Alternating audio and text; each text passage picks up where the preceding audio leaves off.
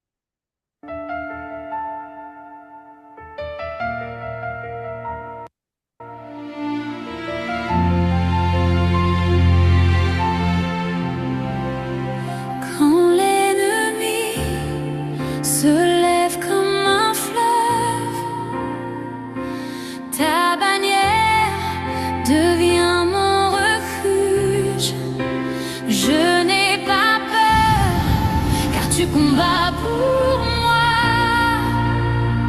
Ton sang a déjà payé le prix, une fois pour toutes. Je tiens ferme, armé de ta vérité. Je lève les mains, car tu m'as libéré. Aucune arme ne pourra me terrasser. Par le sang de l'agneau, j'ai triomphé. Même dans la nuit, ta lumière me guide. Tu brises les chaînes, tu chasses le vide. Ma louange est une épée dans ma bouche. Je déclare ta victoire jusqu'à ce que tout genou fléchisse. Je tiens ferme, armé de ta vérité. Je lève les mains, car tu m'as libéré. Aucune arme ne pourra me terrasser.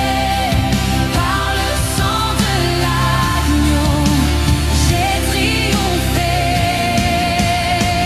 Je proclame la victoire dans les lieux célestes. Le ciel m'entoure, l'enfer recule. Je suis revêtu d'autorité. Ton nom sur mes lèvres fait trembler l'obscurité. Je tiens ferme, couverte de ton sang. Je chante fort, je suis ton enfant. Rien ne m'arrêtera, rien ne m'effraiera, car tu règnes en moi, roi des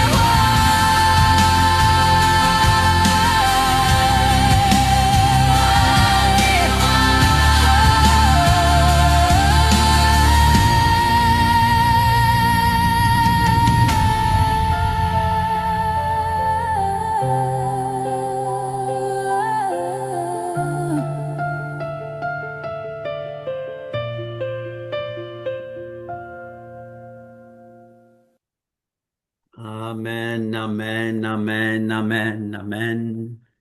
Je vais demander à Yves. Yves, est-ce que tu peux prier pour ces moments? Prie pour que l'Éternel ouvre nos cœurs. Nous avons compris que nous sommes en combat spirituel. Nous sommes dans une grande lutte. Nous allons prier avec force. Merci pour ces merveilleux chants qui nous rappellent qui nous sommes en Mashiach. Alléluia. Est-ce que tout le monde connaît sa position en Mashiach? Amen, Est-ce que amen, tout le monde amen. sait où il est assis? Yves, Yves, tu peux remettre ces moments au Seigneur? Son micro d'ouvert. Je vais demander à Audric alors. Audric, tu peux remettre ces moments au Seigneur et après on aura Yves. Amen. Amen, amen. Père, je te bénis pour ce moment que tu permets, ce moment de retrouvailles, ce moment d'enseignement. Père, Amen. donne-nous encore la connaissance, afin de mieux, Seigneur Dieu, entrer en profondeur de ta parole, connaître les mystères, Seigneur Dieu, les choses cachées, les choses révélées qui viennent de toi, Jésus-Christ. Et merci pour toutes les Amen. personnes qui sont au milieu de nous. Père, nous sommes dans un moment, Seigneur Dieu, de combat, où l'ennemi, Seigneur Dieu, est actif énormément dans la vie, C'est Seigneur vrai. Dieu, du monde, mais aussi, Seigneur Dieu, il nous oppresse, nous, tes enfants, nous qui sommes du royaume, le royaume des cieux. Père, je t'en Mm. prie, et je prends autorité au nom de Jésus-Christ. Alléluia. J'annule, je détruis, Seigneur Dieu, toute œuvre diabolique contre tes enfants Mm. et contre toutes ces Amen. personnes, Seigneur Dieu, qui vivent des moments difficiles, des tentations, des moments d'épreuve, Seigneur Dieu, des moments, Seigneur Dieu, qui viennent du diable, mais pas de toi, Seigneur Dieu. J'annule, Seigneur Dieu, toutes ces actions dans la vie de tes enfants au nom de Jésus-Christ. Père, je terrasse la maladie, Seigneur. Père, je terrasse ce qui est imprévu. Seigneur, qu'est-ce qui est imprévu, Seigneur Dieu, à ton niveau? Même les choses imprévues sont prévues par toi. Qu'est-ce que tu ne sais pas, Seigneur? Tu es omniscient. Omniscient. Seigneur, tu vois toutes choses et tu sais tout, Jésus-Christ. Mets-nous à l'abri. Mets tes enfants à l'abri, Seigneur Dieu, et enseigne-nous dans le nom de Alléluia. Jésus-Christ. Dans le nom de Jésus-Christ. Amen. Amen. Amen. Amen. Nous allons donc arrêter le chat maintenant. Nous allons garder nos questions pour après. Euh,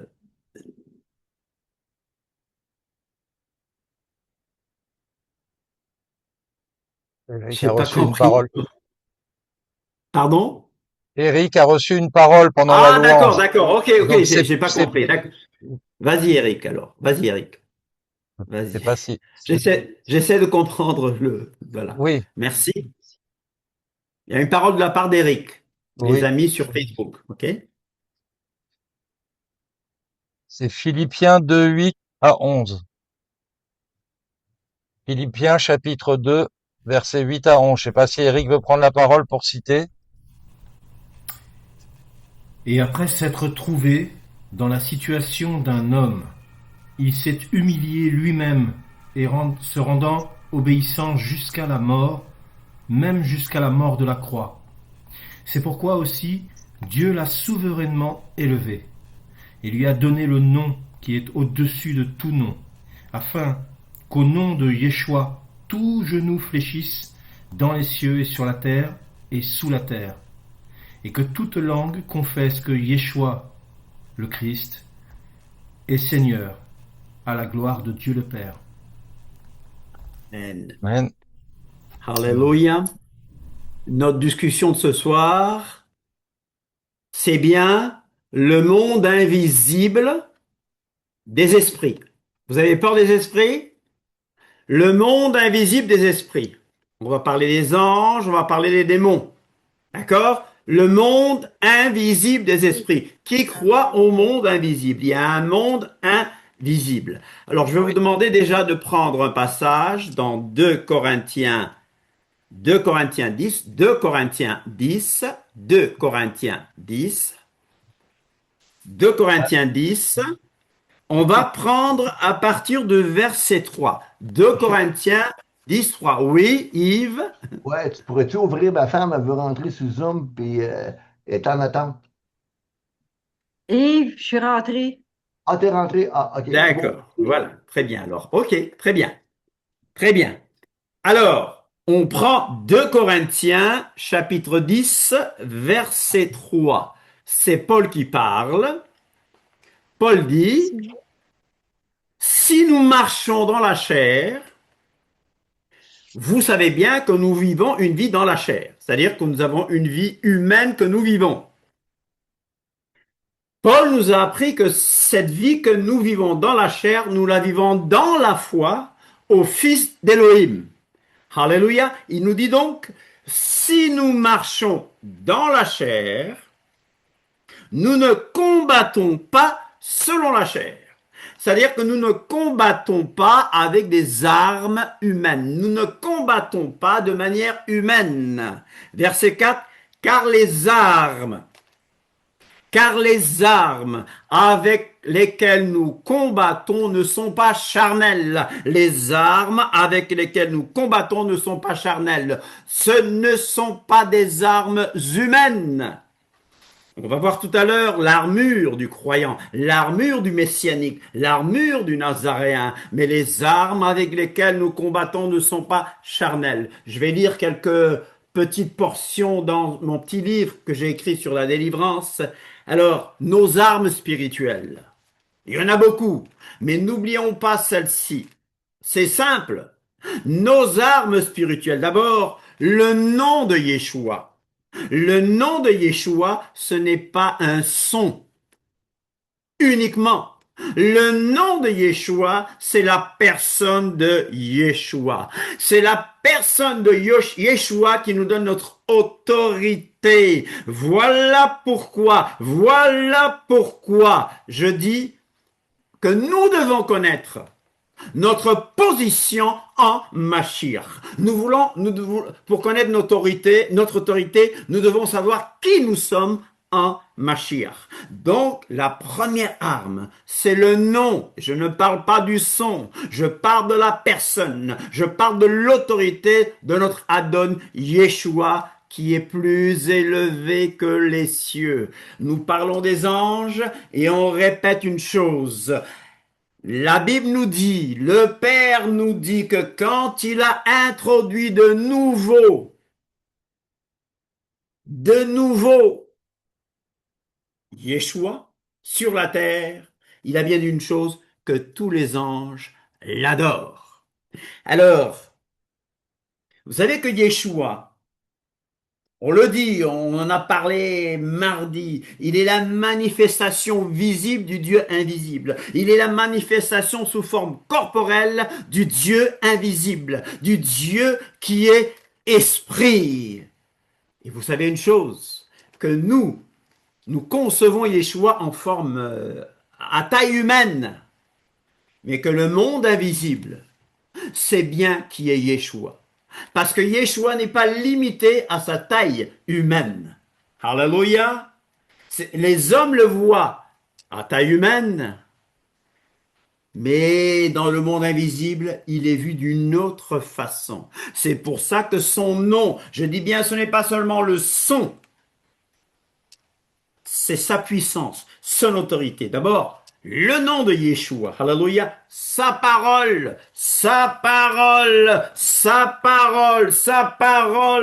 Donc le nom de Yeshua, c'est notre autorité. Sa parole nous montre notre position. Sa parole me dit qui je suis, alléluia. Et sa foi, je dis bien sa foi, parce que la Bible parle de la foi de Yeshua. Sa foi est notre victoire. Son sang est notre couverture. Amen. Son esprit est notre force. Donc je reviens au texte. Les armes avec lesquelles nous combattons ne sont pas charnelles. Elles ne sont pas humaines, mais elles sont puissantes par la vertu de Dieu, pour renverser des forteresses, Qu'est-ce que c'est les forteresses? Qu'est-ce que les forteresses? C'est quoi une forteresse? C'est quoi une forteresse sur le plan spirituel? C'est quoi une forteresse? Mais c'est quoi une forteresse? Bien sûr, une forteresse, je lis bien ici, c'est un endroit difficile d'accès, un lieu fortifié, un fort, un lieu fortifié. Dans ma langue, on dit fortaleza. Un lieu difficile d'accès, un lieu fortifié, construit par l'ennemi, un lieu construit par Satan pour quoi faire? Pour s'exalter contre la connaissance d'Élohim et de ses plans. Vous me suivez? C'est des lieux fortifiés, des lieux difficiles d'accès, construits pour empêcher les gens à avoir la connaissance du véritable Elohim. Donc une forteresse est un état mental déjà. Hello! Spirituel bien sûr, mais mental, caractérisé par le désespoir. Prenons autorité sur ceux qui sont dans le désespoir. Attaquez, mais pas dans le désespoir. Oui, pressez de toute manière, pressez de toute part, mais pas dans le désespoir. Si tu es dans le désespoir, c'est un état mental, une forteresse qu'à Satan, l'ennemi, a créé dans ta pensée. Et ça fait quoi? Cette attitude de désespoir pousse le croyant à accepter des choses qui ne sont pas la volonté d'Élohim. Hello! Il faut donc renverser, il faut renverser ces forteresses, il faut les démolir. Yeshua HaMashiach est apparu pour détruire les œuvres du diable. 1er Jean 3,8. Yeshua est apparu pour détruire les œuvres du diable. Endroit difficile d'accès, une forteresse. Alors, il y a des forteresses personnelles, vous savez? Il y a des forteresses personnelles. Des choses impures ou des péchés que l'ennemi apporte pour influencer les pensées, les sentiments, les attitudes et les comportements. N'oubliez pas que l'homme, dans le sens générique du terme, fait 3 choses. Il pense, il sent des choses et il agit. Il y a des forteresses idéologiques. Nous en avons beaucoup en ce moment. Forteresse idéologique. Domination que Satan exerce sur le monde dans le domaine des philosophies, des partis politiques, et ceci influence la société, ceci influence la culture. Ah, on a connu l'évolutionnisme, on a connu le communisme, maintenant c'est le wokisme, l'islamo-gauchisme. Tout ça, c'est des forteresses idéologiques. Hello? 2 Corinthiens 10:5. Nous allons continuer à le faire. Nous renversons les raisonnements. Amen. Il y a des forteresses territoriales. Forteresses territoriales. C'est une hiérarchie. Nous y reviendrons. C'est une hiérarchie d'êtres impurs, contrôlés et envoyés par Satan. Pourquoi? Pour influencer et contrôler les nations. Exemple, le prince du royaume de Perse dans Daniel 10:13. Ok? Il y a quoi? Ils influencent les communautés, les familles. Certaines forces démoniaques se massent à différentes régions. Vous le savez? Oui. Il y a une cartographie spirituelle. Il y a une cartographie spirituelle. Si vous voyez les pays les plus pauvres du monde, il y a une bande qu'on appelle la bande 1040, the 1040 windows. Et regardez bien, vous allez voir les religions, ou la religion qui est maîtresse. Il y a désert sur le plan physique, désert sur le plan spirituel. Donc, il y a des régions contrôlées par certaines forces. C'est biblique. Certaines villes sont par exemple des forteresses d'idolâtrie, de péchés sensuels ou de certains esprits religieux. On a dans la Bible Pergame, Apocalypse 2:13, Pergame. Il existe aussi des forteresses politiques et économiques. Donc nous avons comme devoir et comme mission de rechercher la destruction de ces forteresses-là. Yeshua chassait les démons par le doigt d'Élohim. Luc 11:20.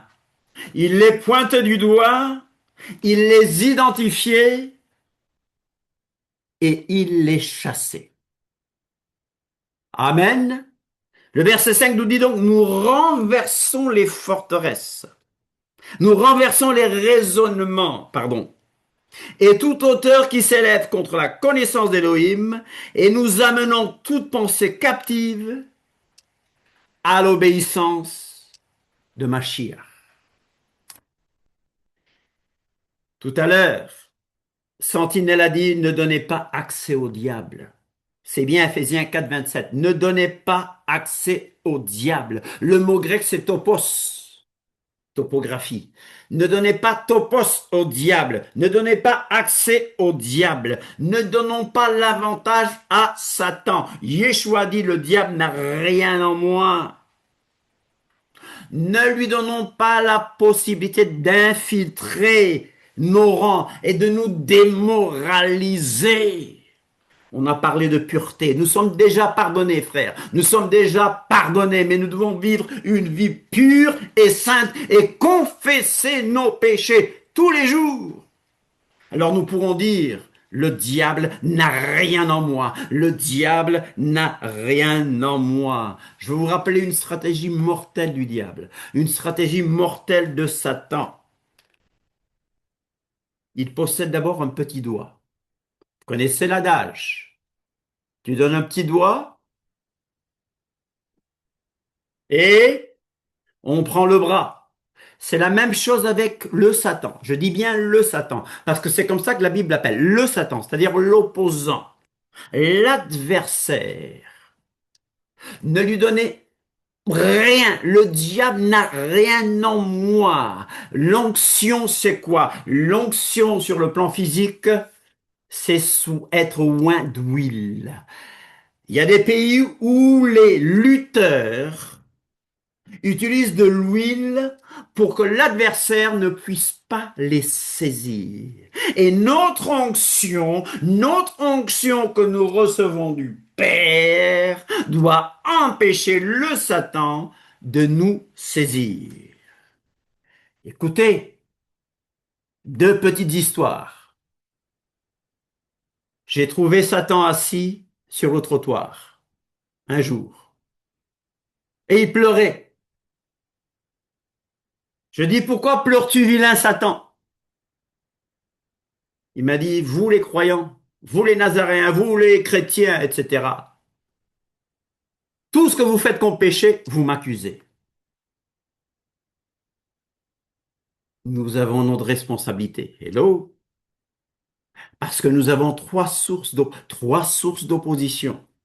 Le croyant, le Nazaréen, le croyant né de nouveau a trois sources d'opposition. Le monde, la chair et le diable. Le monde, c'est la société organisée hors de la volonté de Dieu. C'est le monde avec sa philosophie. Vous avez compris que nous n'avons rien à voir avec ce monde, que nous ne devons pas aimer le monde. Je parle de la société organisée hors de la volonté de Dieu, hein, d'accord? Je ne parle pas du monde dans son sens géographique. Le monde est notre ennemi. C'est une source d'opposition. Deuxième source d'opposition, la chair. La chair. Quand je parle de la chair, je ne parle pas de la viande. Je parle de la nature purement humaine. La nature purement humaine, elle doit être crucifiée tous les jours. Mon vieil homme a déjà été crucifié sur le bois, a été déjà exécuté sur le bois. Je n'ai plus de nature pécheresse, mais j'ai une nature humaine. Veillez et priez afin de ne pas tomber dans la tentation. L'esprit est bien disposé, mais la chair est faible. La deuxième source d'opposition, donc, c'est ma chair même, c'est ma nature purement humaine. Surtout quand nous restons enfantins. Troisième source d'opposition, c'est le diable, avec sa hiérarchie bien organisée. Bien organisée. La deuxième histoire, c'est quand j'ai trouvé Satan à la mer du Nord. Bon, vous avez compris que c'est des illustrations. Il était à la mer du Nord, assis, mais bien couché, même, sur un transat. Il sirotait du Coca-Cola. Et je lui dis, mais tu ne travailles pas? Non? Quand vous êtes divisés entre vous, vous faites mon travail. Quand vous vous dévorez, vous faites le travail du diable. Deux petites histoires inventées, d'accord? C'est pas de vraies histoires. Mais voilà ce qui est vrai. Ne donnez pas accès au diable. Tu lui donnes un petit doigt. Il possède un tout petit bout. Puis il le développe en forteresse. En forteresse. Le petit bout devient une grande forteresse avec les étapes suivantes chez la victime. Quelles sont les étapes? Comment est-ce que Satan crée des forteresses? Première étape, la tentation. La tentation. La tentation. Ne succombons pas à la tentation. Deuxième étape, donc première étape, la tentation. Deuxième étape, la régression. C'est-à-dire, on recule, on rétrograde. Reculer, rétrograder spirituellement. Troisième étape, la répression. Vous allez voir, vous allez dire ces termes sont un peu trop psychologiques ou psychiatriques. La répression. On entre dans une phase où on garde le silence, on ne s'exprime plus, on devient introverti, on a reçu tellement de coups, on ne parle même plus de nos problèmes. Quatrième étape, la suppression. Suppression, suppression, la suppression. Quatrième étape, la suppression. On est écrasé, écarté et effacé. On cache ses sentiments et ses émotions. Cinquième étape, la dépression. Je ne dis pas que toutes les dépressions viennent du diable. C'est pas ce que j'ai dit. Il y a des dépressions qui sont d'origine psychiatrique, psychologique, mentale. Il y a des dépressions qui sont d'origine chimique. C'est la chimie du cerveau. Je n'ai pas dit que toutes ces choses qu'on peut trouver en médecine ou en psychologie viennent du diable. C'est pas ce que j'ai dit. Mais le diable, quand il agit, peut faire de nous, peut agir comme si c'était des maladies mentales. Dépression, cinquième étape. Un esprit abattu, confus, de grands sentiments de colère, un manque de paix, un regard vers le bas, littéralement, mais aussi dans le sens symbolique, un manque d'énergie et d'enthousiasme. Sixième étape, oppression, un fardeau trop lourd à porter. Ainsi se développe la maladie, la tristesse, un sentiment de peur. Septième étape, l'obsession, avec des phobies, des idées fixes, compulsions, les mêmes idées et sentiments nocifs, envahissent sans cesse la pensée. On ne peut penser à autre chose. Et la huitième étape, vous la connaissez.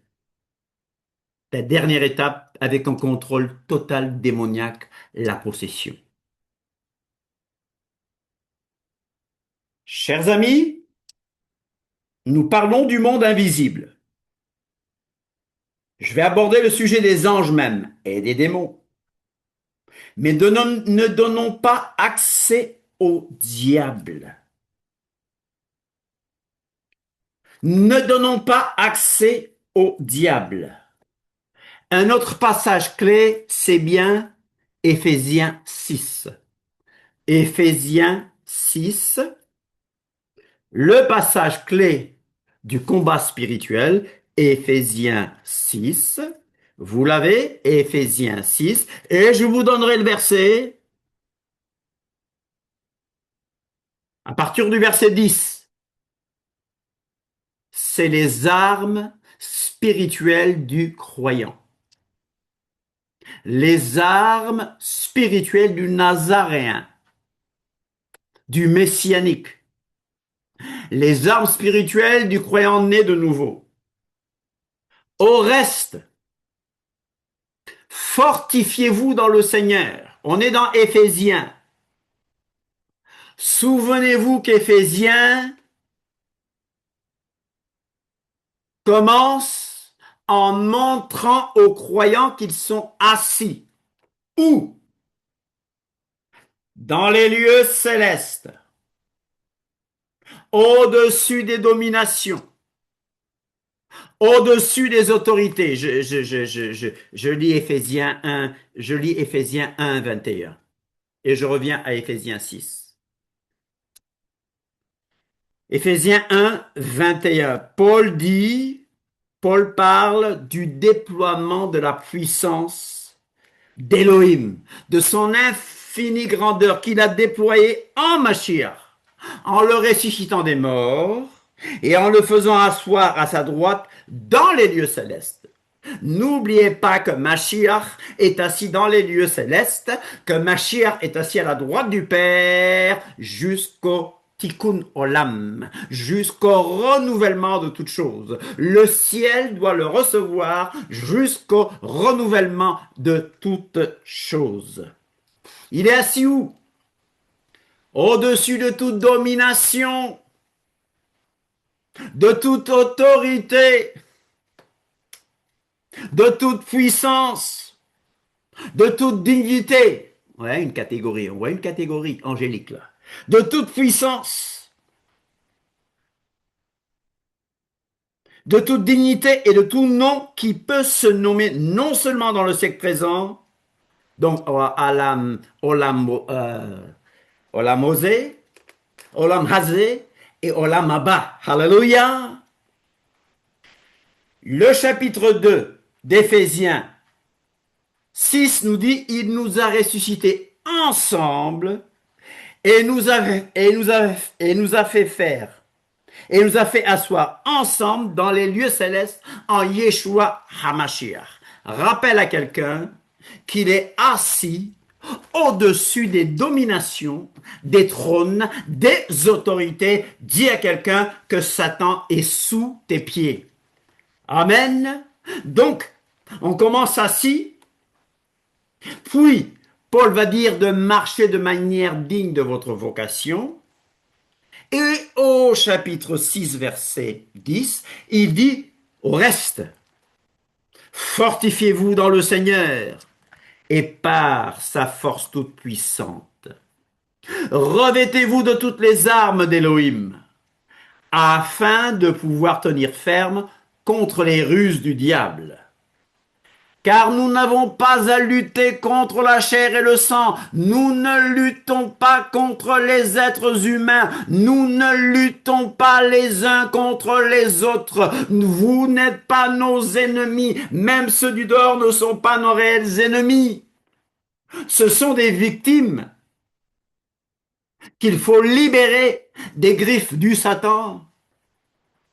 Nous ne luttons pas contre des êtres humains. Car nous n'avons pas à lutter contre la chair et le sang, mais contre les dominations, contre les autorités, contre les princes de ce monde des ténèbres, contre les esprits méchants dans les lieux célestes. C'est pourquoi prenez toutes les armes d'Élohim, afin de pouvoir résister dans le mauvais jour et tenir ferme après avoir tout surmonté. Tenez donc ferme! Tu commences assis, tu marches dans la sainteté, et maintenant tu tiens ferme, c'est-à-dire tu te lèves et tu prends position. Tenez donc ferme, et à vos reins la vérité pour ceinture. Revêtez la cuirasse de la justice. Mettez pour chaussure à vos pieds le zèle que donne l'évangile de paix. Prenez par-dessus tout cela le bouclier de la foi, avec lequel vous pourrez éteindre tous les traits enflammés du malin. Prenez aussi le casque du salut et l'épée de l'esprit qui est la parole d'Élohim. Faites en tout temps par l'esprit, faites en tout temps par l'esprit toutes sortes de prières et de supplications. Veillez à cela avec une entière persévérance et priez pour tous les saints. Rappelle à quelqu'un que nous vivons dans un monde où il y a des esprits. Hello? T'es encore là? Vous êtes là? Oui, Merci. Oh, oui, on est là. Oh oui, continue. Oui, très on est bien. là, on est bien là. Oui, on t'écoute. Bien sûr qu'on est Merci. là, on est là, on est Michel. là. On est tout Voilà. oui, merci. Le monde invisible. On parle d'ange. Ange en hébreu, c'est malach. Malach, tout le monde dit malach. Malach. En latin, vous connaissez. Angelus, c'est pas du bon latin là. En grec, c'est agelos ou angelos. Ça signifie quoi? Messager. Envoyé. Le messager céleste. Vous connaissez un livre dans la Bible qui s'appelle, c'est le dernier livre du Tanakh qui s'intitule Malachi. Malachi, Malachi signifie mon Roi. Messager. mon messager. Mon messager. Malachi 3:1 dit voici, j'enverrai mon messager. Il préparera le chemin devant moi et soudain entrera dans son temple le Seigneur que vous cherchez. Donc l'Adon Yeshua est le messager de l'alliance. Le messager de l'alliance. Alléluia. Voici il vient, dit l'Éternel des armées. Ko Amar Adonai Tsebaot. Alléluia. Messager. Des envoyés. Messagers. À part les animaux, Dieu, Elohim, a créé deux sortes d'êtres. Vous le savez? Les anges et les hommes. Oh, Michel, tu nous apportes rien de spécial. Je rappelle certaines choses.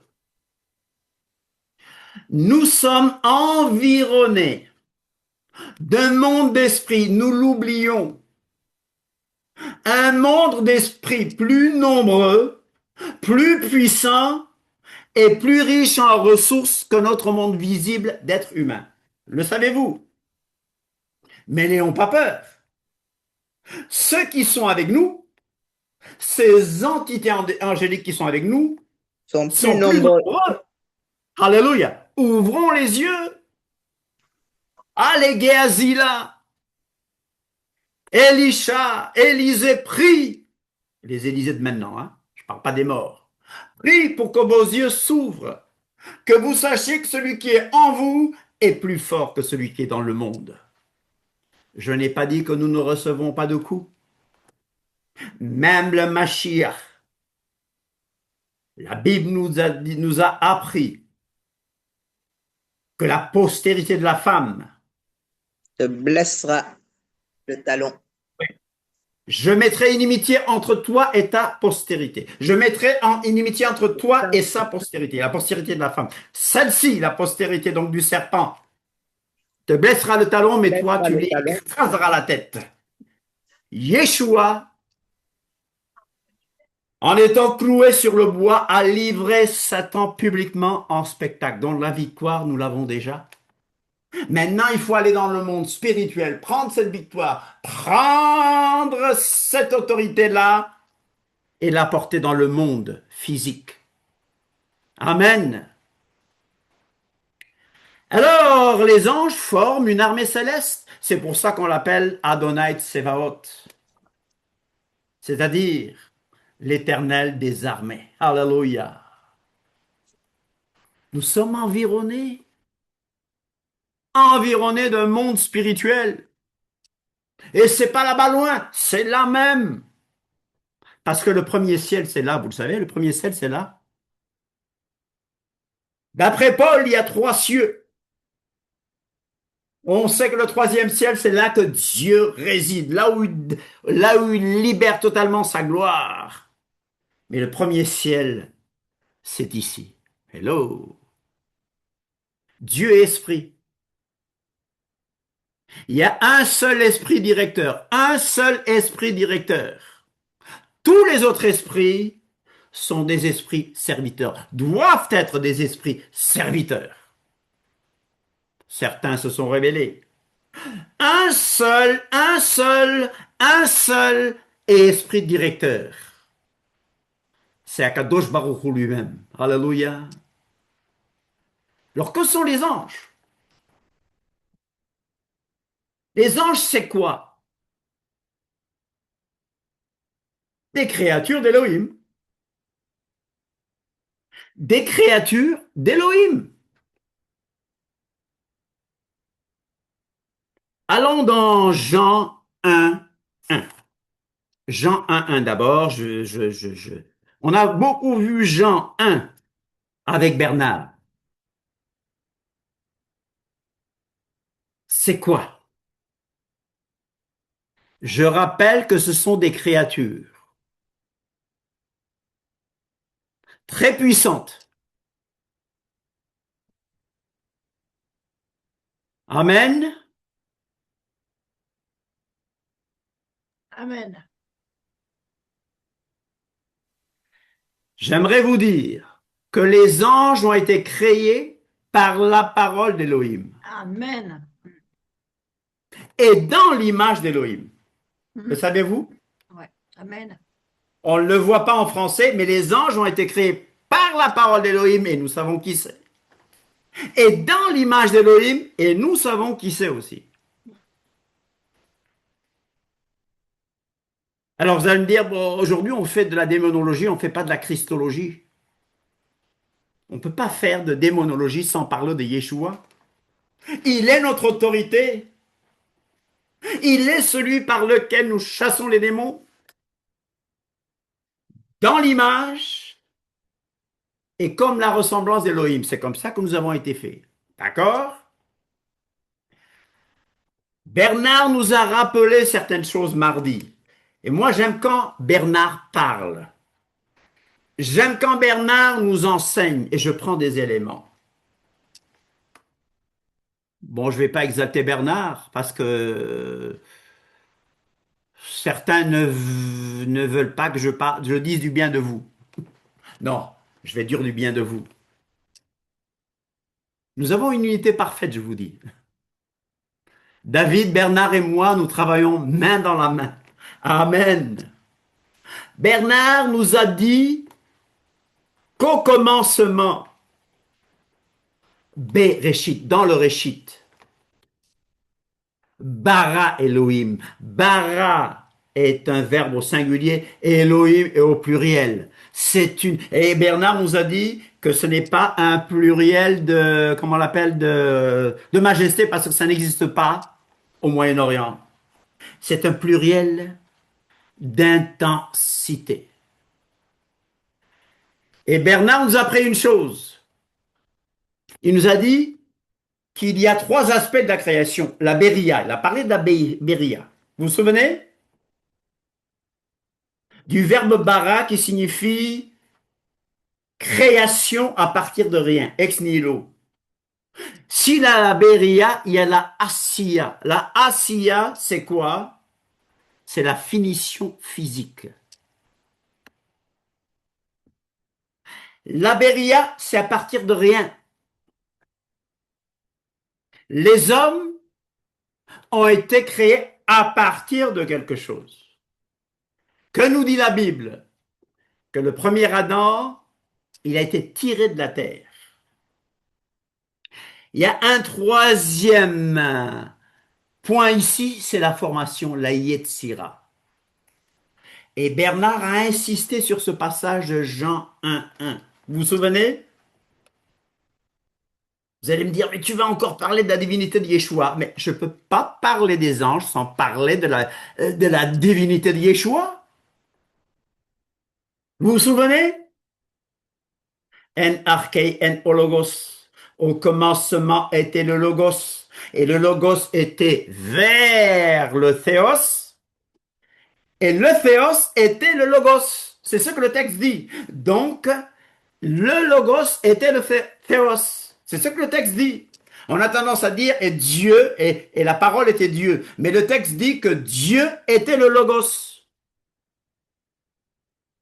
Dieu était le logos. En hébreu, bien sûr, c'est le dabar. Ou le memra, memra, memra, memra, memra, memra en araméen. Hello? Mais qu'est-ce qu'on a ici? On a le mot en arché, l'arché, c'est le commencement. Ça nous montre la puissance du Mashiach. Je parle de la création des anges. Elohim a tout créé par sa parole. Et Yeshua est la parole de Dieu. On a discuté un peu sur le logos. Qu'est-ce que c'est le logos? On a vu différentes choses. C'est la raison universelle pour les Grecs, etc., etc. Une conscience universelle. Le logos, c'est la révélation. Alors tu vas me dire, mais tu nous dis de ne pas parler en termes grecs. Non, je vous ai dit de ne pas avoir la pensée grecque. La terminologie grecque n'est pas toujours mauvaise. Vous comprenez? Mais en psychologie, le logos ou le devar, c'est quoi? On parle de puissance divine. On a parlé de différentes choses. Logos, le devar. En psychologie hébraïque, nous avons appris une chose, que quand on parle de dabar, on parle de l'extension de la personnalité. Vous me suivez? Vous dites, mais il fait hors sujet.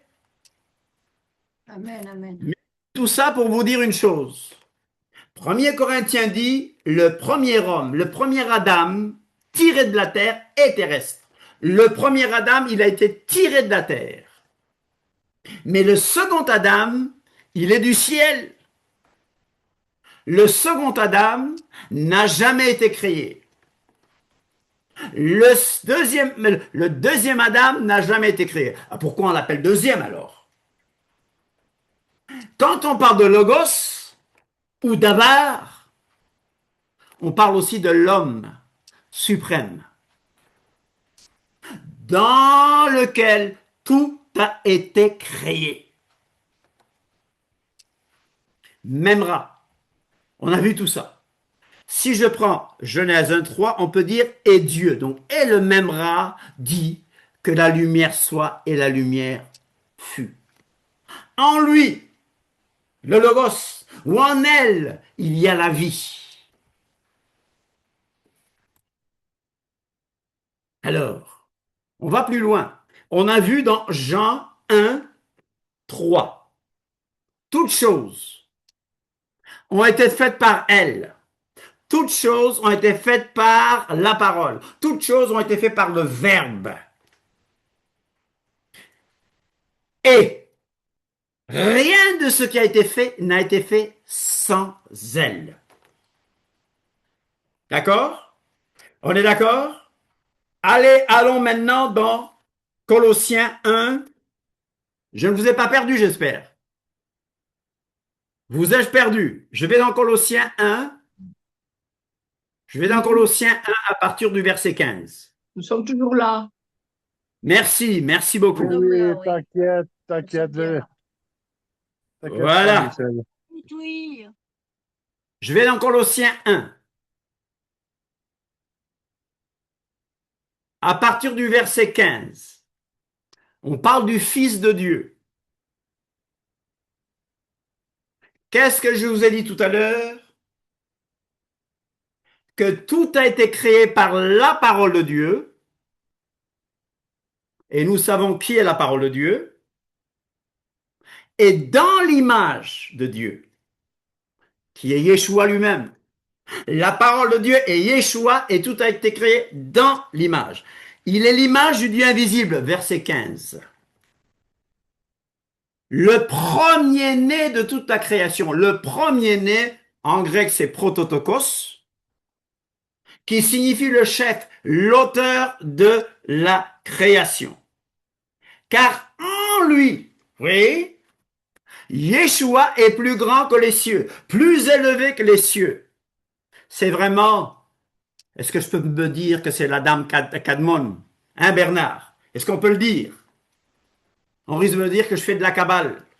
C'est l'homme primordial, c'est l'homme céleste en qui tout a été créé. Regardez bien, c'est pas moi qui le dis, c'est Paul qui le dit, car en lui ont été créées toutes les choses qui sont dans les cieux et sur la terre, les visibles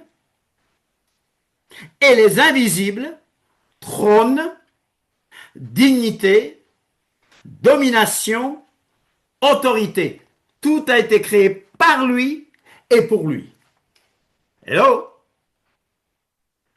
Pour faire simple, les anges ont été créés dans Jésus, l'image de Dieu. Voilà. Vous comprenez? Amen.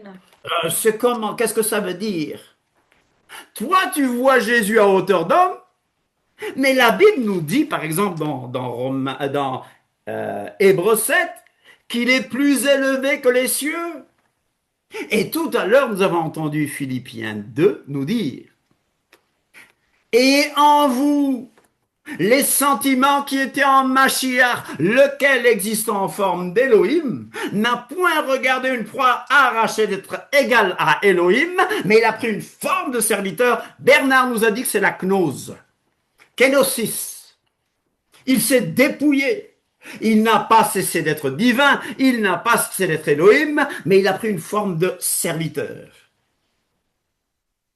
Donc, c'est pour ça que Yeshua a dit « Glorifie-moi de la gloire que j'avais avec toi avant la fondation du monde. » L'image, ça sert à quoi? Dieu, personne ne peut le voir. Dieu est esprit, incommensurable. Les cieux des cieux ne peuvent le contenir, mais celui qui m'a vu a vu le Père.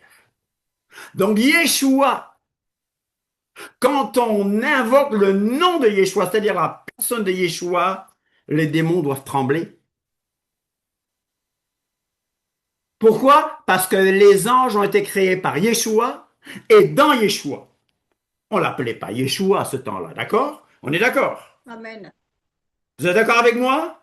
Amen. Mais je veux vous dire, avant d'aborder proprement dit le sujet des anges, j'aimerais faire la haute christologie.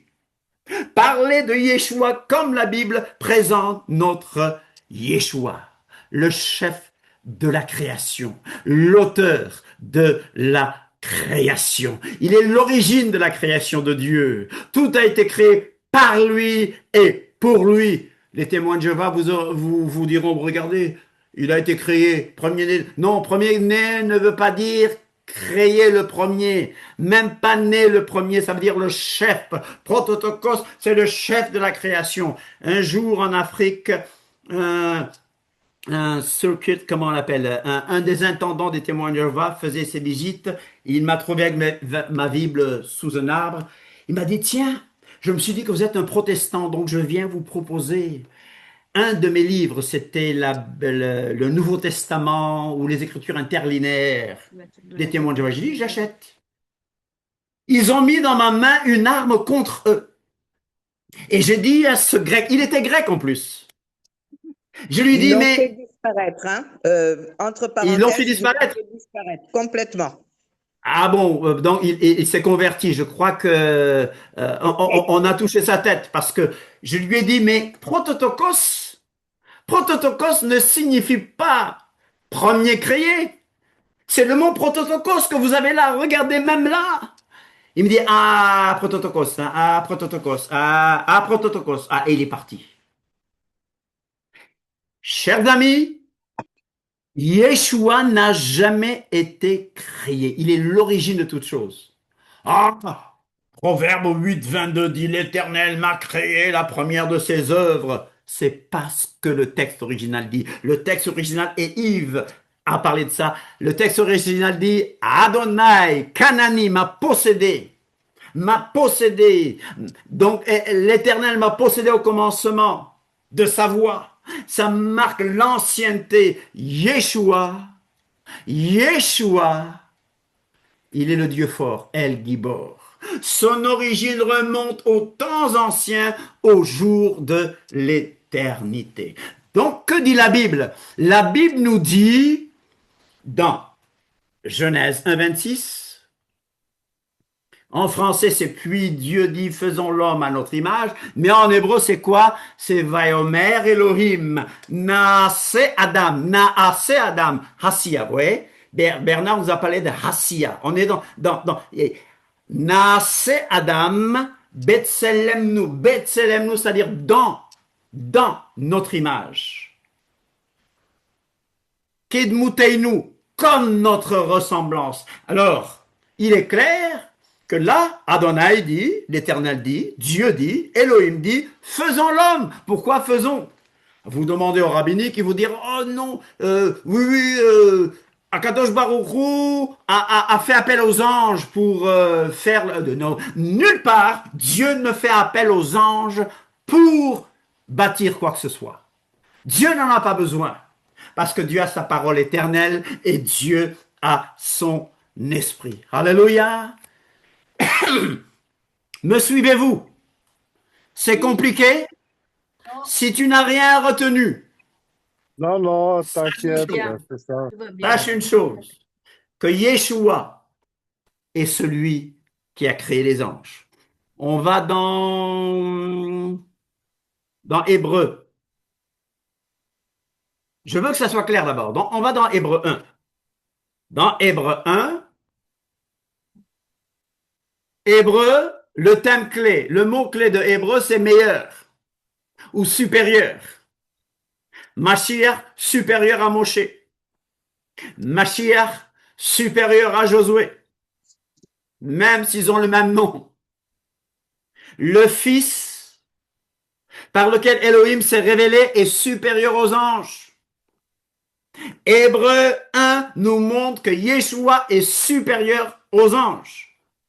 Après avoir, Hébreu 1.1, après avoir autrefois, à plusieurs reprises et de plusieurs manières, parlé à nos pères par les Névim, les prophètes, Elohim dans ces derniers temps nous a parlé par le Fils, en Fils, qu'il a établi héritier, alléluia, il a établi héritier de toutes choses, par lequel il a aussi créé le monde. Il a aussi créé le monde par le Fils. Il ne s'appelait pas le Fils. Oui, il ne s'appelait pas encore Yeshua. Mais quand on passe devant mon école primaire, mes enfants peuvent me dire, voilà, c'était l'école de papa. J'étais pas encore papa, mais on dit, c'était l'école de papa. Quand ils passent devant l'école Baobab, moi j'étais à Baobab 2. École Baobab 2, Sylvia, tu te souviens? Mes enfants peuvent passer là et dire, voilà, c'était l'école de papa. Je n'étais pas encore papa. Donc, si on dit Jésus, ou Yeshua, ou le Fils de Dieu,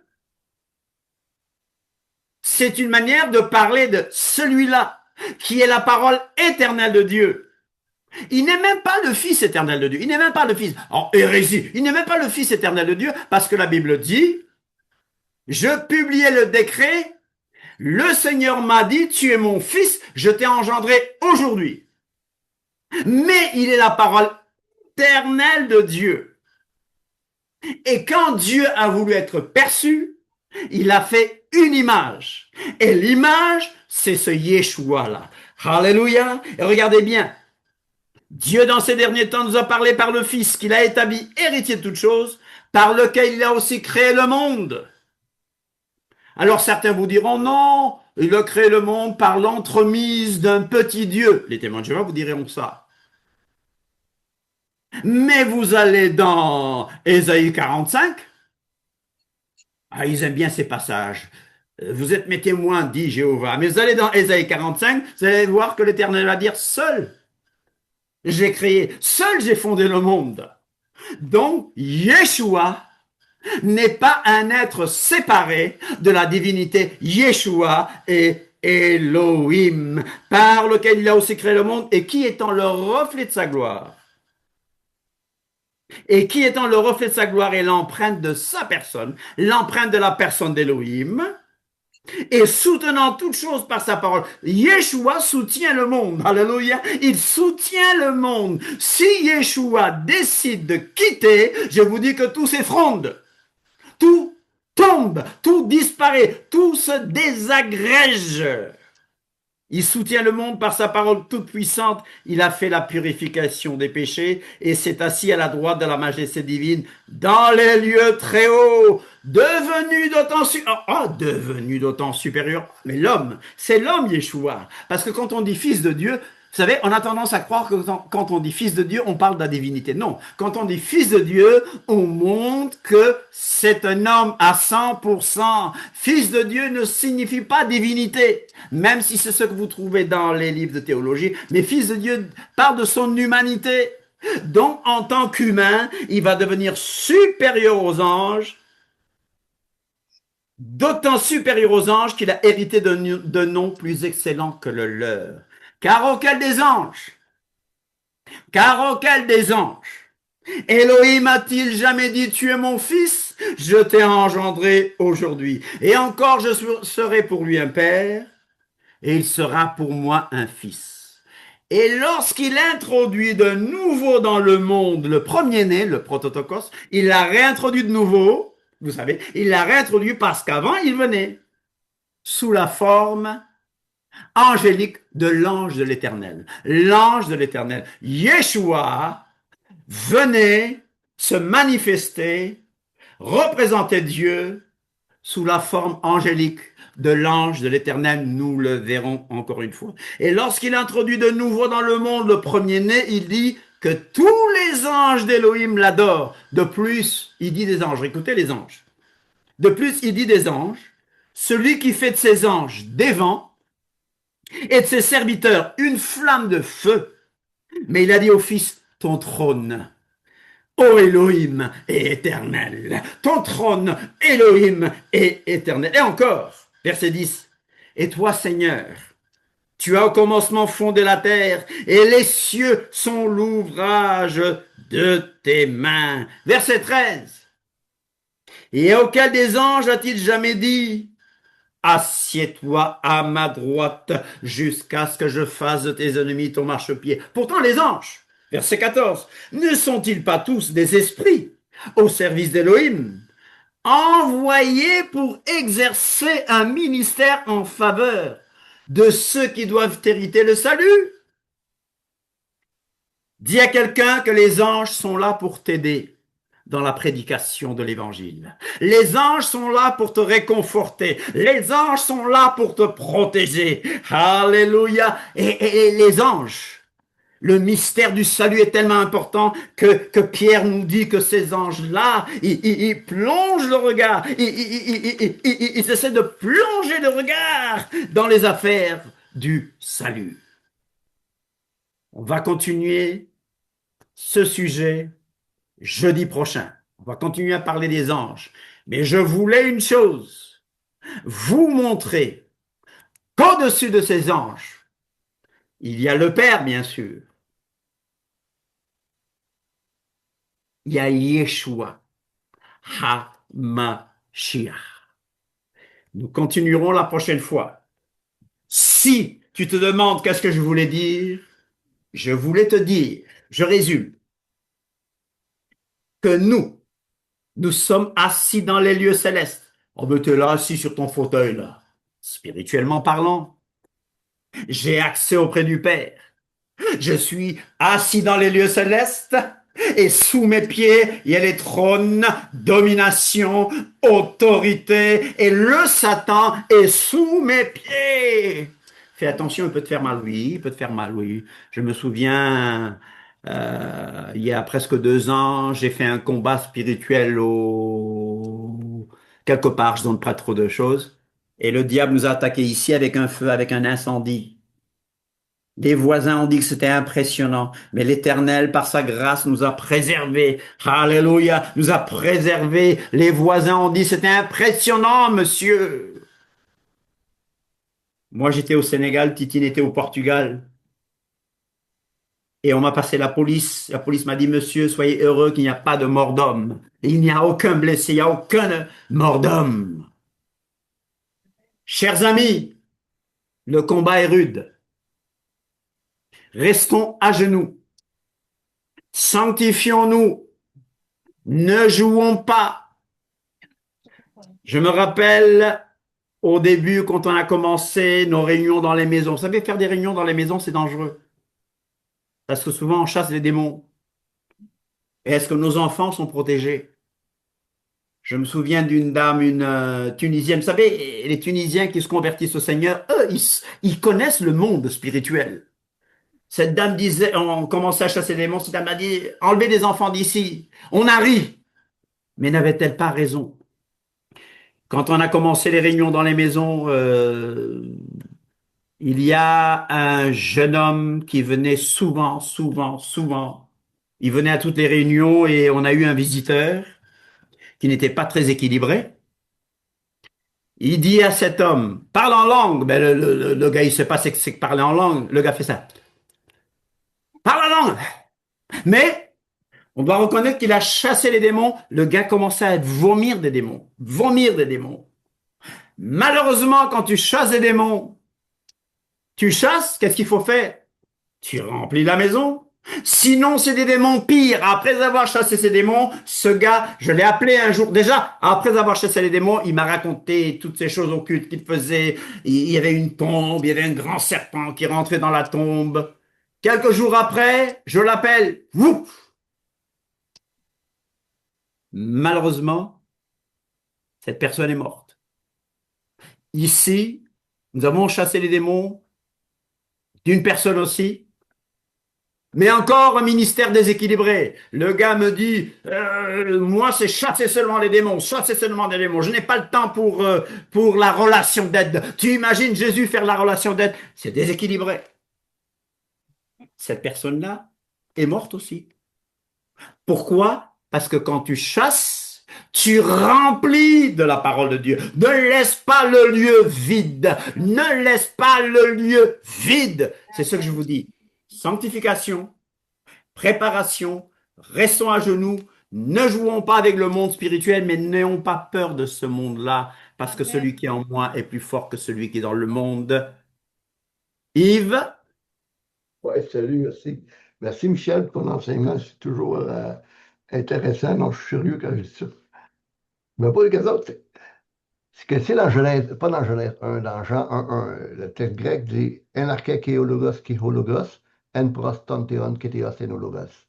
Puis le mot arché, dans Jean 1, en hébreu, c'est Bereshit Aya Adavar. OK? Et quand on regarde la parole pour l'analyse, on l'analyse au verset 2 dans le texte hébraïque. C'est un site web qui existe là-dessus. C'est pas Bereshit qu'on retrouve le mot. C'est le mot Méroche, la tête. Ouais, OK? c'est vrai. Ouais, c'est controversé. Eh, Moi, ça ben, m'a. ben, ouais. Moi, ça m'a. Bereshit, Bereshit, ça veut dire dans la tête. C'est pour ça que, comment il s'appelle? Shuraki a fait sa traduction en disant en tête. En tête. Et quand on dit Bereshit, c'est pas Bareshit, c'est pas le commencement, c'est un commencement. N'est-ce pas, Bernard? Bereshit, c'est dans un commencement. Donc, il y a eu d'autres commencements. Et bara implique la création, mais bara signifie remplir. La preuve, la terre était informe et vide. Alors, voilà pourquoi la Bible dit que Yeshua est la tête, Bikurim, la tête de l'Église. Il est l'arché, arché, en arché. Il est le commencement, ça ne veut pas dire le début de la création, mais il est le chef de la création. Amen, amen. Amen. Ben, Audrey? on pourrait en parler en dehors parce que moi, j'ai trop de questions. Là. Vas-y. Hein? Là, je dis, j'ai trop de questions. Ça me revient là, dans le texte hébraïque de Genèse 1 puis 2. Là. Puis là, on va carrément. On s'en parlera en privé si tu veux. D'accord. On aura le temps d'y revenir. Audric? Oui, tout à l'heure, je disais que le mot fils de Dieu faisait allusion à, à l'humanité de Jésus.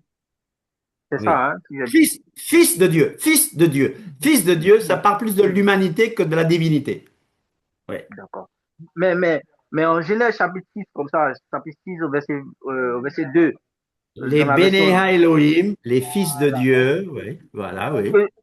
Si ça fait référence à l'humanité, parce que là, clairement, le contexte, en fait. Non, Je pense non. que. Les Ouais. anges sont des fils de Dieu aussi. D'accord? Mais Dieu n'a jamais dit à un ange, tu es mon fils. C'est ce qu'Hébreu nous dit. Mais Genèse 6 nous parle des Bénéa Elohim, donc des fils de Dieu. Mais Elohim n'a jamais dit à un ange, tu es mon fils. Parce que Yeshua, il est le fils unique. Yechido, le fils unique. C'est-à-dire que comme lui, il n'y en a pas. Il est Seigneur parce qu'il est la manifestation suprême de l'Élohim. Il est Seigneur parce qu'il est la révélation suprême de l'Élohim. Il est Seigneur parce qu'il n'y a pas de plus grande révélation, pas de plus grande manifestation, pas de plus grande apparition d'Élohim que Yeshua HaMashiach. Celui qui m'a vu a vu le Père. Rodrigue, ça va? Oui, Les ça va, anges mais sont aussi appelés des fils de Dieu dans Genèse 6. Tu as entièrement raison, hein? D'ailleurs, oui, on mais reviendra pourquoi, sur le texte parce que c'est un texte intéressant. Oui. d'accord, mais pourquoi alors utiliser le terme fils de Dieu? Pourquoi les qualifier alors de fils de Dieu s'ils ne le sont pas, si Dieu ne les a pas appelés? Pourquoi l'auteur Non, non, utilise non, alors. non, non. Nous sommes des fils de Dieu aussi. Mais Oui, aucun mais de dans nous notre. n'est le fils de Dieu. Ok. Car Dieu a tant aimé le monde qu'il a donné son fils unique, Ouais. Yechido, Yeshua, Yechido, fils unique. Comme Yeshua, il n'y en a pas. Amen. Parce que Yeshua est l'apparition d'Élohim sous forme humaine. Donc il est unique en son genre, unique dans sa naissance, né d'une vierge, unique par sa mort, unique par sa vie sans péché. Donc il est unique. Nous sommes des enfants de Dieu, nous sommes des fils de Dieu. Heureux ceux qui ont le cœur pur, heureux ceux qui aiment ceux qui procurent la paix, ils seront appelés fils de Dieu. Mais il y a un fils unique. C'est-à-dire, je prends Abraham. Corrigez-moi si je raconte une bêtise. Akadosh Baruch Hu, l'Éternel dit à Abraham de lui offrir son fils. Ton unique. Lequel? Ah, Ton ton unique. unique, voilà, ton unique. Mais Ouais. comment mon unique? Ishmaël, ton unique, c'est Yitzhak, par qui devait venir le Mashiach, par qui il y avait la promesse, par qui Yeshua devait venir, etc., etc. Ton unique. Et le type de Yeshua. Ton unique. Comment mon unique? Et en plus, Abraham a eu d'autres enfants après, vous le savez. Oui, oui. Et l'autre, Ishmaël, était plus âgé. Mais offre-moi ton unique. Yves, je Oui, surveille l'heure. Oui. c'est ça, merci de me le donner. C'est que quand on parle de fils unique, on regarde l'exemple des traductions, comme dans Jean 1, 18, personne n'a jamais vu Dieu, Dieu le Fils unique, qui est dans l'intimité du Père à celui qui l'a fait connaître. Mais le grec ne dit pas ça. Il dit monogenes theos o. Mono, ça veut dire unique. Genes, genos, ça veut dire race. Ça veut dire qu'il est une race unique. Et cette humanité dans laquelle tout va découler, tous ceux qui vont naître de nouveau. Et le second Adam, et le nouvel Adam qui a combattu dans le désert face à Satan. OK? Donc, ça veut dire, parce que le mot fils, c'est Ouios. Upsilon, iota, omicron, sigma. OK? Et Ouios, puis c'est pas dans le grec. C'est pas du tout dans le grec. Pas pantoute. Moi, ça m'avait Alors, surpris. oui. Monogenes, theos. Oh, c'est pas du tout ça, là. C'est Jésus. Ouais, Ah, vas-y. Le texte dit, personne n'a vu Elohim. Personne n'a jamais vu Elohim. Il Ouais, faut mettre normalement un virgule. ouais. Le Fils unique, qui est dans le sein du Père, est celui qui l'a fait connaître, qui l'a expliqué, qui l'a révélé. C'est Ouais. ça. Mais le mot fils, pas dans l'original. Le mot fils est pas. Parce que dans les textes originaux sont écrits soit en majuscule ou en Ouais. minuscule. Tout d'un Et bloc. collé. Ah ouais. Voilà. Écoute, j'avais Voilà. étudié ça, puis ça. Puis quand j'ai été sur ma Bible grecque, puis même, puis là, j'ai dit, qu'est-ce que c'est ça, cette affaire-là? Parce que ça dépend des traductions. Il y a des traductions qui vont dire le fils unique. Unique, c'est mono. C'est la race unique du Père. C'est la nouvelle race en Adam. En tout cas, c'est le D'accord. texte original dit ça, là. Je veux dire, c'est sûr qu'ailleurs, il va dire fils ou yost, puis ça, là. Voilà. Mais je veux dire. Bon, le roi avait le titre de fils de Dieu aussi. David, Ouais. ok? Ouais. Israël est appelé fils. J'ai tiré mon fils hors d'Égypte. Hors d'Égypte, Ça tout parle à fait. d'Israël, Ouais. mais Matthieu va l'appliquer aussi à Yeshua.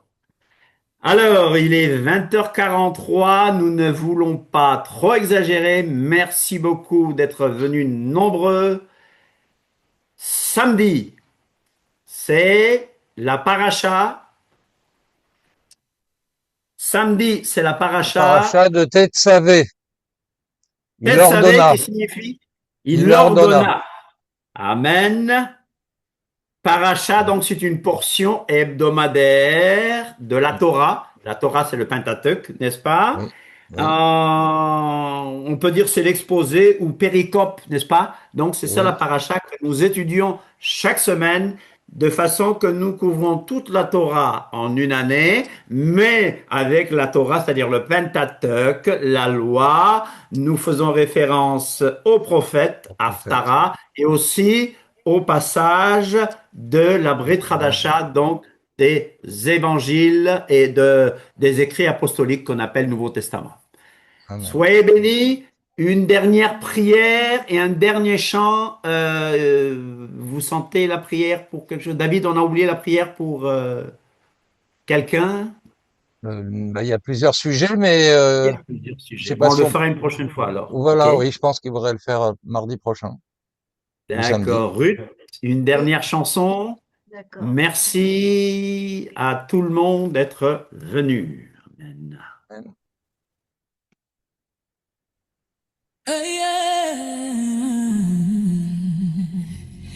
Voici celui qui marche au milieu des lampes d'or, les étoiles dans sa main, les clés de la mort et du séjour des morts. Il ouvre et nul ne peut fermer, il ferme et nul ne peut ouvrir. Mon roi parle et tout s'incline.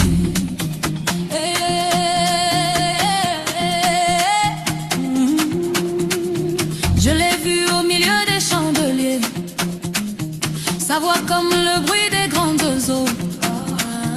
Dans sa droite les messagers des cieux, sa gloire éclaire la nuit comme un flambeau. Il tient les clés, il tient mon destin. Devant moi il place une porte ouverte. Aucune force ne peut retenir ce que sa parole a décrété. Je ne marche plus dans l'ombre du doute, je ne tremble plus devant l'ennemi, car celui qui règne éternellement a posé son sceau sur ma vie. Il a dit, ne crains point. Ses yeux sont comme une flamme de feu. Il a vaincu la tombe et la nuit, et maintenant je marche victorieux. Autorité, autorité, autorité. Je me tiens dans l'autorité qu'il m'a donnée. Revêtu de l'armure du Très-Haut, je me lève et j'avance sans reculer. Autorité, autorité, autorité. Sa parole vivante dans ma bouche proclamée fait fondre les montagnes comme cire au soleil. Et les chaînes tombent au nom de Jésus, brisées. Oh, oh, oh. J'entends les chaînes tomber sous l'autorité de mon roi couronné. Il marche au milieu des lampes d'or, près au cœur de son essai. Son regard traverse mes combats, sa fidélité jamais ne cesse. Il m'a donné pouvoir de marcher sur serpent, sur toute puissance adverse. Rien ne pourra me nuire désormais, car son sang a scellé ma victoire. Je prends le casque du salut, le bouclier ardent de la foi, l'épée de l'esprit entre mes mains. Sa vérité combat pour moi. Ce n'est pas par ma force ni par ma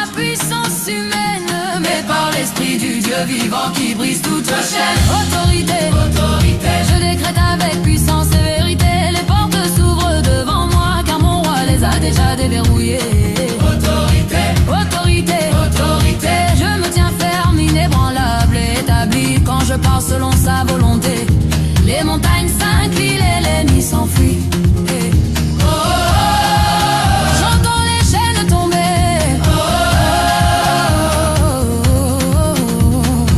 Au nom puissant de Jésus élevé. Celui qui ouvre, personne ne fermera. Celui qui ferme, personne n'ouvrira. Il tient les clés, il tient ma voix, il tient mon futur entre ses doigts. Je ne cherche plus dans la peur, je marche dans l'autorité. Le lion de Juda combat pour moi. Sa victoire est ma réalité. Autorité. Yeah. Yeah, yeah, yeah. Autorité, autorité, autorité. Je me tiens dans l'autorité qu'il m'a donnée. Sa parole est un feu, un marteau qui renverse les forteresses élevées. Les chaînes tombent, les portes cèdent, les montagnes fondent sous sa voix. Car celui qui marche parmi les lampes d'or a établi son règne en moi. Autorité, autorité.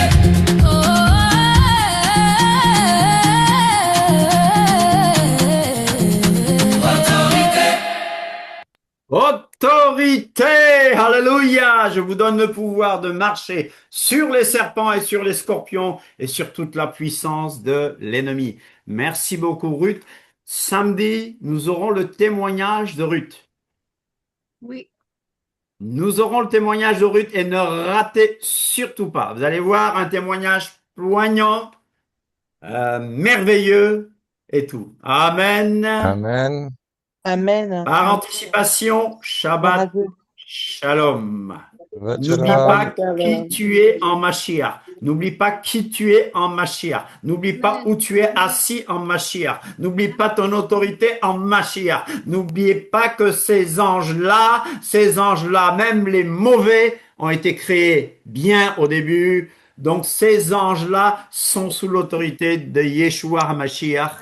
Donc, que toute personne qui est malade soit touchée maintenant même. Que toute personne qui a besoin de guérison soit touchée maintenant même. Que toute personne qui a besoin de délivrance soit touchée maintenant même. Pas par le cri de ma bouche, mais par l'autorité du nom de la personne de Yeshua. Tu as besoin de guérison, tu réclames ta guérison. Tu as besoin de délivrance, proclame. Que sa volonté soit faite en toutes choses, nous acceptons sa volonté en toutes choses, mais ce qui n'est pas sa volonté, je refuse. Quand je dois combattre, je combats. Si c'est ma croix ou si c'est mon poteau de torture, je le porte. Mais ce qui n'est pas mon poteau de torture, ce qui devient d'Élohim, je le refuse et je prends mon héritage. Amen, amen, amen.